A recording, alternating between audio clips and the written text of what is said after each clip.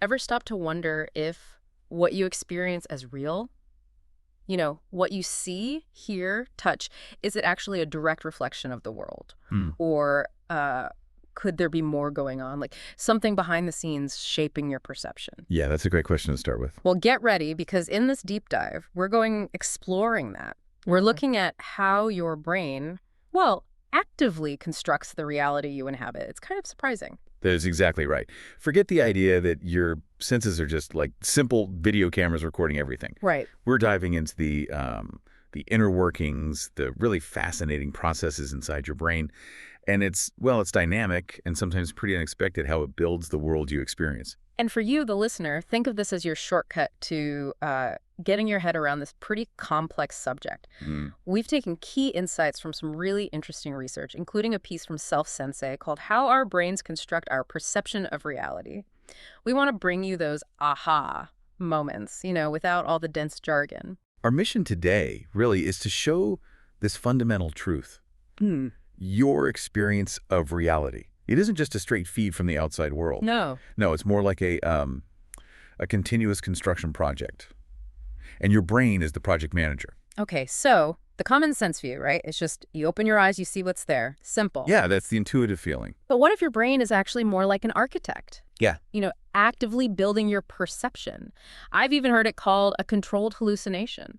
That phrase really captures it. And what's fascinating is how the scientific definition of perception backs this up. Oh, yeah. Yeah, our source defines it as brain processes that basically uh, perform computations on sensory data to construct and transform representations. Construct and transform. Acquire information from and make predictions about the external world and guide action. See those verbs.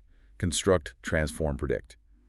It's definitely not passive receiving. Exactly. Okay, so why? Why does the brain need to do all this active building? Why not just, take the world as it is? Well, think about the raw information coming in through your senses. A lot of the time, it's incomplete. Okay. It can be noisy, maybe even ambiguous or contradictory. Like, Yeah. think about light and sound. They travel at completely different speeds, right? Right, yeah, lightning and thunder. Exactly. If your brain just logged those signals exactly as they arrived, a fireworks show would be totally weird. You'd see the flash way before you heard the bang. It wouldn't feel like one event. Ah, okay. So the brain has to fix that. It actively works to stitch them together. It's a process called temporal binding. Your brain is essentially predicting, okay, I saw the flash, the bang should be coming now.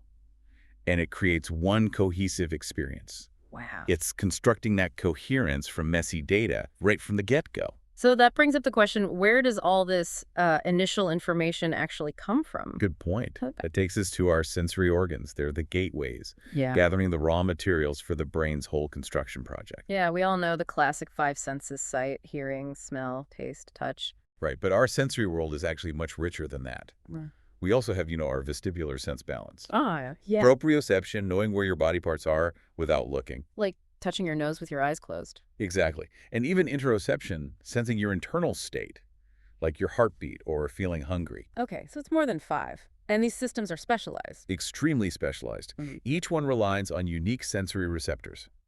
These are tiny cells designed to respond only to specific kinds of energy. Like, in the eyes, you have photoreceptors for light. Right. Rods for dim light, cones for color and detail. Then you got mechanoreceptors in your skin and ears picking up pressure, vibration. And chemoreceptors in the nose and tongue for, well, chemicals, smells, and tastes. And it's amazing, right? The nose has about 350 types of these chemoreceptors, and each top only grabs onto a limited range of odor molecules. So the world is kind of broken down into these very specific data streams. It's not like one big picture arriving. Not initially, no. It's deconstructed. And then there's this crucial step, Yeah. transduction. Transduction. Okay, what's that? That's the conversion process. It's taking the physical energy, light waves, sound waves, pressure, and turning it into the language the brain understands. Electrical and chemical signals, nerve impulses. So the actual light doesn't get into the brain? Nope. The physical world in its raw form never directly enters. It gets translated into this neural code. Where does this code go? These signals travel along nerve pathways to the central nervous system.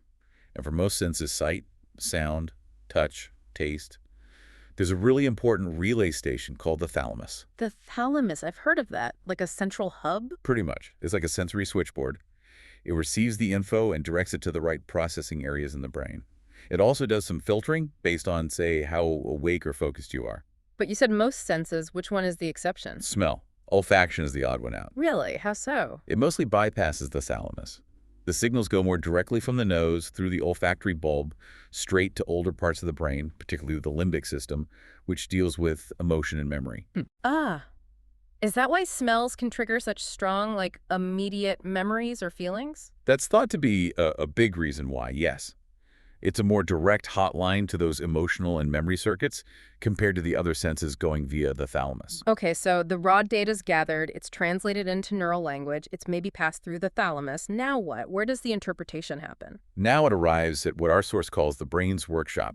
We're talking about the cerebral cortex. This is where the real construction work starts, turning those basic signals into something meaningful. The cortex. Okay. And it's not just one big processing blob, right? Definitely not. The initial interpretation happens in very specific zones called primary sensory cortices. Each one is dedicated to a single sense. Right, so like the primary visual cortex, V1, that's at the back of the head. Exactly. That's where your brain starts breaking down visual info into basic elements, edges, orientations, colors, motion. And then there's the primary auditory cortex, A1, in the temporal lobes. Yeah, dealing with pitch, loudness, timing of sounds, and the primary somatosensory cortex, S1, that strip in the parietal lobe, handling touch, temperature, pain, pressure, body position. That's the one with the homunculus, right? The weird map. That's the one, the sensory homunculus. It shows how much cortical real estate is devoted to different body parts. Hands and face get huge areas because they're so sensitive. So the key insight here is the brain first breaks things down into these basic bits in specialized zones. Precisely. It's like disassembling a complex machine into its fundamental components before figuring out how it works. But that's just step one.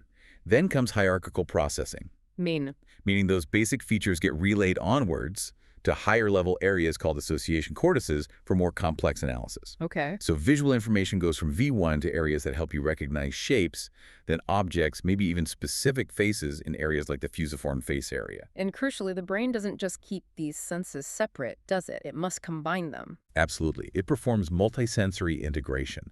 Combining inputs from different senses gives you a richer, more robust, and often more accurate perception of the world. Like the ventriloquist effect you mentioned, seeing the dummy's mouth move makes you hear the sound coming from there. A perfect example. Vision is basically capturing the sound's perceived location. Or think about something simple like catching a ball that requires seamless integration of vision, touch, proprioception. Yeah, hand-eye coordination. Right. And beyond just combining senses, this information connects with wider brain networks, too. Smell linking strongly to the limbic system for emotion. Visual or auditory information triggering memories to give context.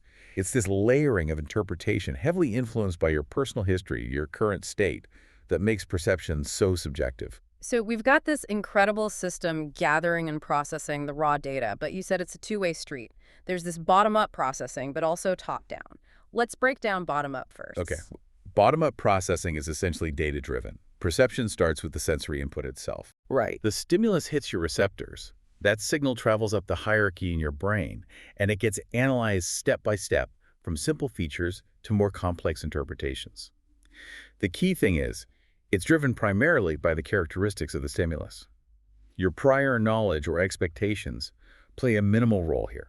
So, like, if I see something totally bizarre, something I've never encountered before. Exactly. Your brain's initial attempt to figure it out would be bottom-up, relying purely on its shape, its color, its texture. It's like looking at one of those pictures made of dots. Oh, yeah, the Dalmatian picture. Right. At first, you just see dots that's bottom-up. Then suddenly, your brain organizes it, and you see the dog. That recognition part involves top-down influence, but the initial processing of the dots is bottom-up. Okay, so then top-down is the opposite, driven by concepts. Precisely. Top-down processing is conceptually driven. Your existing knowledge, your beliefs, your memories, expectations, even your mood and the context you're in, all of that influences how you interpret the incoming sensory data. It's like the brain is filling in the blanks based on what it thinks should be there. You got it. It's making sense of things based on prior experience or predictions. Our source puts it nicely. We see and hear what we think we will. And we do this all the time, don't we? Like reading misspelled words easily. Yeah, your brain expects certain words and corrects the errors automatically. Or recognizing a friend's face instantly in a crowd, even if you're far away or partially obscured, your expectation helps you pick them out. There's that classic illusion too, right? The one that looks like a B or a Oh 13. yeah, the B13 illusion. Mm. Perfect example. The exact same shape is interpreted differently purely based on the surrounding context letters or numbers. That context creates a top-down expectation. So in the real world, it's usually both happening at once, a mix. Almost always. It's a dynamic interplay. Hmm. Bottom-up provides the raw sensory evidence, the foundation. Top-down provides the cognitive framework, the interpretation, the meaning. It's like they're talking to each other. Exactly. You can think of ascending neural pathways carrying the bottom-up signals and descending pathways carrying top-down commands or predictions. These top-down signals can actually modulate or change how the lower-level sensory areas process the incoming information. So it's not just interpreting after the fact, it can change what you perceive initially. Yes, it can sort of prime or tune your sensory systems. If you're expecting a faint sound, your auditory system might become more sensitive. That's why context, expectation, and your internal state are so powerful.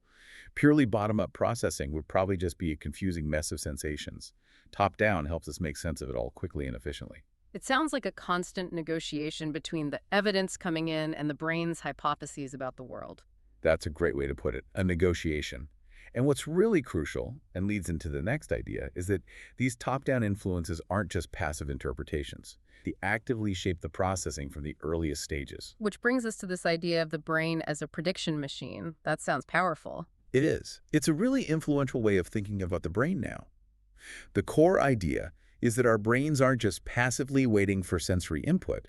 They are constantly, actively generating predictions about what sensory signals they expect to receive. Based on? Based on everything we've learned, our past experiences, our internal models of how the world works. Lisa Feldman Barrett puts it beautifully. She says the brain uses categories learned from the past to anticipate the future, to make these predictions. Okay, but why? Why predict instead of just reacting? Speed and efficiency, mainly. If you had to fully process every single bit of sensory information from scratch all the time, you'd be incredibly slow. Reacting to a sudden threat, catching a ball, it would be impossible. Prediction lets us get ahead of the curve. So how does it work, this predictive coding thing? Okay, so imagine the brain's processing hierarchy, lower levels dealing with raw input, higher levels with more abstract concepts. The idea in predictive coding is that the higher levels send predictions down to the lower levels. Okay, top-down predictions. Exactly. The lower levels then compare these predictions with the actual sensory input they're getting. And if they don't match? If there's a mismatch, a difference between the prediction and the reality that generates a prediction error signal. An error signal, and that goes... That error signal is what gets sent up the hierarchy. So it's mainly the unexpected stuff, the surprise, the error, that gets passed upwards for further processing. Wow, so the brain isn't primarily processing the raw data, it's processing the difference from its predictions. Largely, yes. The brain's overall goal, in this view, is to minimize prediction error across the entire system. Your perception, what you consciously experience, is essentially the brain's best guess, the internal model or hypothesis that best explains away the sensory input and therefore minimizes those error signals. That sounds computationally intense. It is. Some models talk about specific expectation units carrying the predictions and error units signaling the mismatches. Is this related to the Bayesian brain idea? I feel like I've heard that term. Very closely related, yes. The Bayesian brain hypothesis views the brain as doing something like statistical inference. It's constantly updating its prior beliefs about the world based on new sensory evidence, the likelihood to arrive at a posterior belief, which is your perception. How does it know how much to trust the prediction versus the new data? Like if the data is really noisy. Good question. That's where precision weighting comes in. The brain seems to estimate the reliability or precision of both its predictions, priors, and the incoming sensory signals, likelihood. It gives more weight to whichever source it deems more reliable in that moment. And attention plays a role. Big time. Attention can boost the precision of the sensory signals you're focusing on, effectively turning up the volume on the prediction errors related to that input, making you more likely to update your model based on it. This framework seems to explain a lot, like why repeated things seem less intense, repetition suppression. Exactly. If something is predictable, the prediction is strong, the error is small, so the neural response is weaker. Same for expectation suppression. If you know something's coming, it generates less error and a weaker response. And perceptual illusions often arise when the brain's predictions strongly conflict with ambiguous or unusual sensory input, and it tries to find the best, albeit sometimes incorrect, explanation. So it's a real shift. Perception isn't just input, offset, output. It's predict, calculate, error, update, model, perceive. That's a great summary of the loop. Prediction, comparison, error calculation, model updating. It's dynamic and continuous. And it highlights just how profoundly our beliefs and expectations actively shape our moment-to-moment experience. It even gives us frameworks for understanding things like psychosis, where maybe prediction errors are generated inappropriately or they're weighted incorrectly. Which leads us right back to why my reality might be different from yours, even if we're looking at the same thing, this subjective tapestry idea. Absolutely. Because all those factors we mentioned, prior knowledge, memories, beliefs, expectations, they're unique to each of us. And they don't just color our interpretation after the fact. They influence processing right from the start, sometimes incredibly quickly. And emotions, too, right? Being anxious might literally make you perceive threats differently. Definitely. Emotion isn't just a reaction. It actively shapes perception. Anxiety can make you more sensitive to potential threat cues, like certain smells. Your mood can bias how you interpret ambiguous words like hearing morning instead of morning if you're feeling down. And attention is constantly filtering things. We just can't process everything. Right. Our processing capacity is limited, so attention acts as this crucial filter and modulator. We prioritize certain things either voluntarily or because something grabs our attention, and paying attention can actually change how you perceive attributes like contrast or even how long something seems to last. And then there are those cognitive biases we all have, lurking beneath the surface. Oh yeah. Systematic patterns that warp our perception and judgment, often unconsciously. Confirmation bias, looking for things that prove us right. Guilty. We all are. Anchoring bias, getting stuck on the first piece of information. The halo effect, letting one good trait make us assume everything else is good. These biases literally shape the reality we construct by influencing what we notice and how we interpret it. And beyond those moment-to-moment things, there are deeper individual differences, too, like culture. Yes, culture shapes the statistical regularities of our environment. The things we learn are common or expected. This can influence heuristics and even basic perception. The Mueller-Lyer illusion with the lines seems stronger in cultures, with lots of straight lines and corners, the carpentered world idea. Huh. And genetics, age. Genetics can influence personality and self-perception, which affects interpretation. And age brings physiological changes to our senses, plus a lifetime of accumulated experience that shapes our priors and predictions. What about people who just seem to process sensory stuff differently, like kids who are really sensitive to tags in their clothes? That relates to sensory processing differences. There's natural variation in how people modulate, discriminate, and respond to sensory input. Some might be over-responsive, finding everyday sensations overwhelming. Others might be under-responsive, needing much stronger input to notice it. These can lead to profoundly different subjective realities. It's mind-boggling how all these things, stable factors like culture and genetics and transient things like mood and attention, are constantly interacting. It is, and because so much of it happens automatically, preconsciously, our own constructed reality feels utterly real, direct, and objective, even though it's anything but. Which, as you said, has huge implications for understanding disagreements. Maybe we're not just arguing about opinions, but about different perceived facts. That's often the case. It really underscores the need for empathy and trying to understand the other person's perspective, their constructed reality. Okay, let's shift to when this construction process gets really highlighted, like with illusions or maybe neurological conditions. These aren't just errors, are they? Not really errors in the sense of the system breaking down. They're more like logical outcomes when the normal construction process meets unusual or ambiguous input.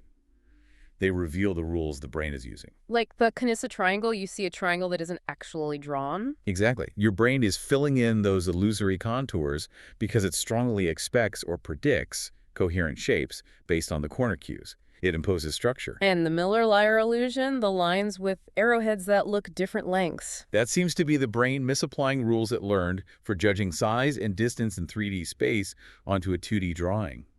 The arrowheads mimic cues for corners receding or jutting out. Right. And the Ponzo illusion, lines between converging tracks. Similar idea. Similar idea, yeah. The converging lines act as depth cues, making the upper line seem farther away and therefore bigger, even though it's the same length. This can even affect neural activity way back in the early visual cortex. And the Ebbinghaus illusion, the circle looking bigger or smaller depending on its neighbors, shows how context dramatically affects perceived size. And those figures that flip, like the spinning dancer or the Necker cube. Ambiguous figures. They show the brain struggling with input that has two equally plausible interpretations. It can't settle, so it flips between them, constantly updating its best guess. Okay, moving beyond vision. Auditory illusions. The McGurk effect is wild. Isn't it?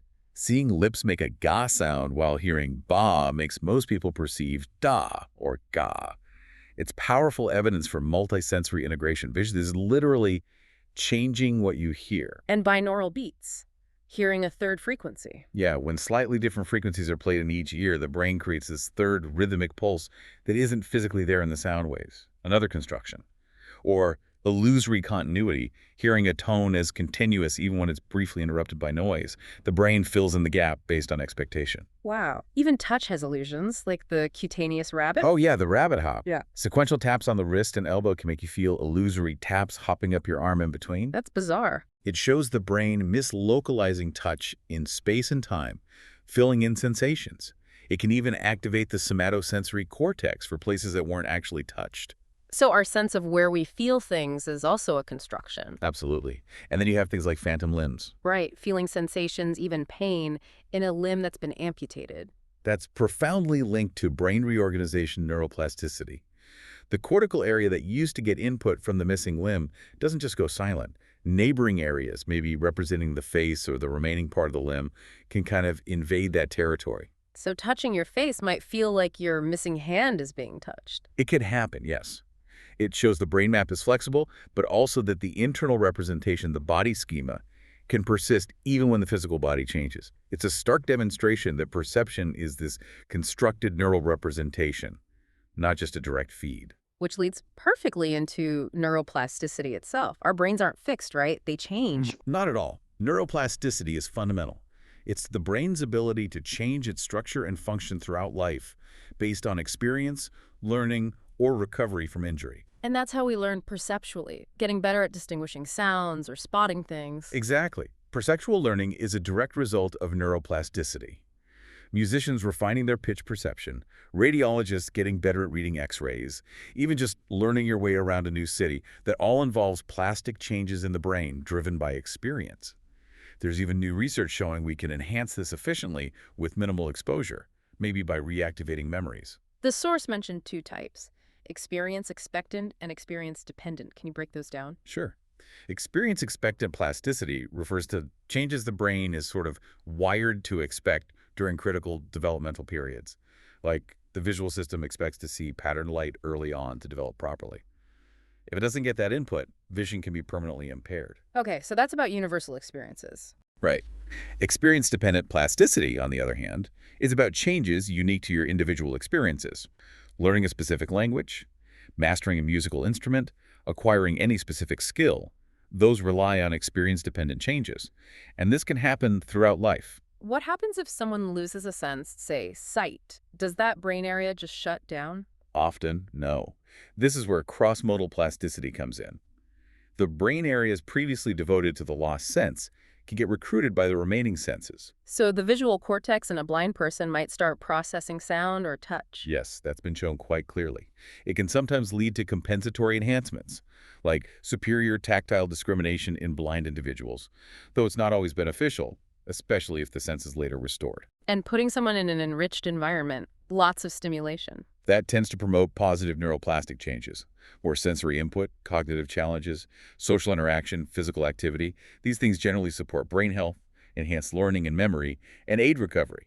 It really highlights how our interaction with the world constantly sculpts our brain. So the way our brain constructs reality isn't fixed. It evolves with our experiences because the brain itself is constantly changing. Precisely. It's a dynamic, adaptive system.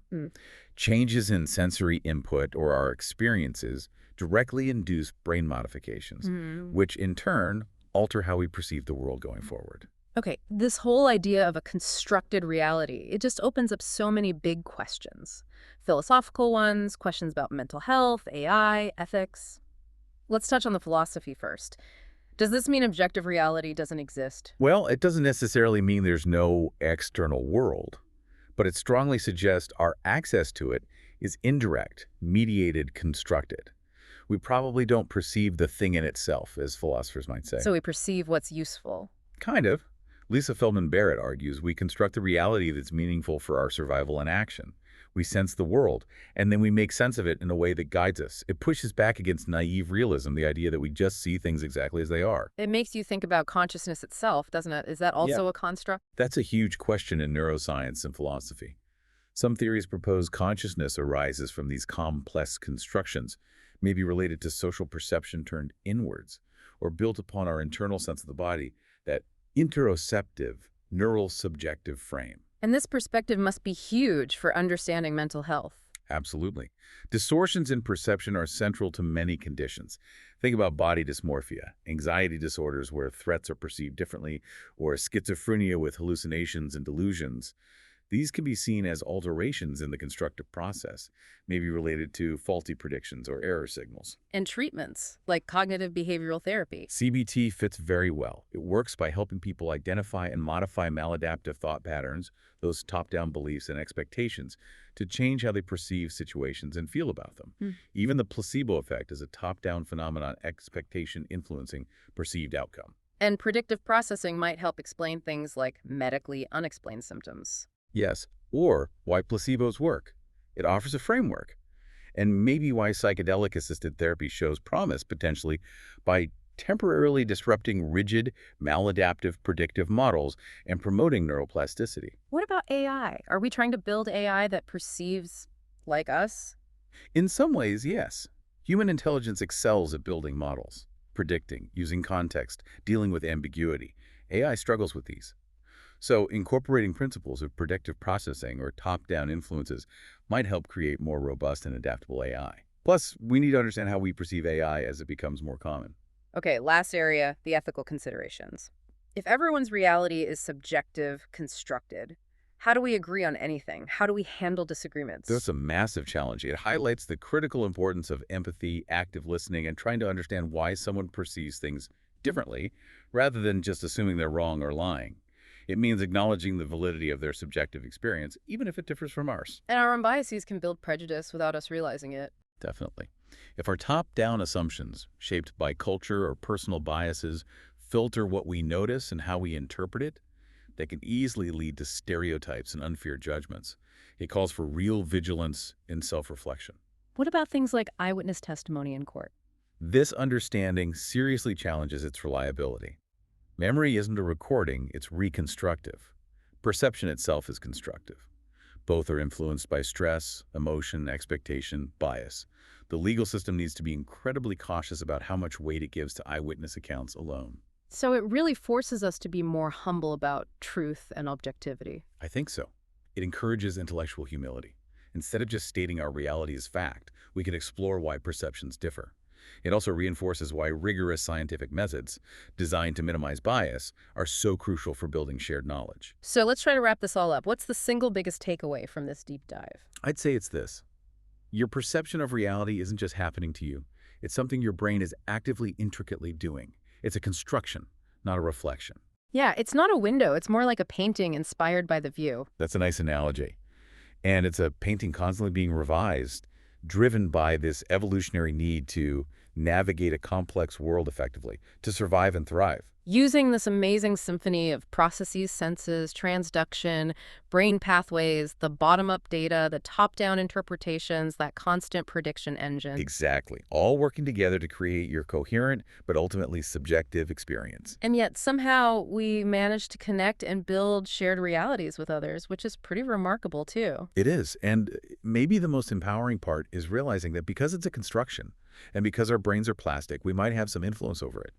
By consciously directing our attention, questioning our assumptions, managing our expectations, engaging in new experiences, we can potentially shape our perceived reality and our well-being. So here's something to think about as you go about your day. Given that our brains are constantly predicting and constructing our reality, how might we become more aware of the biases influencing our own personal worlds, and maybe even the shared realities we create together? A fantastic question to ponder. Thanks for joining us on this deep dive.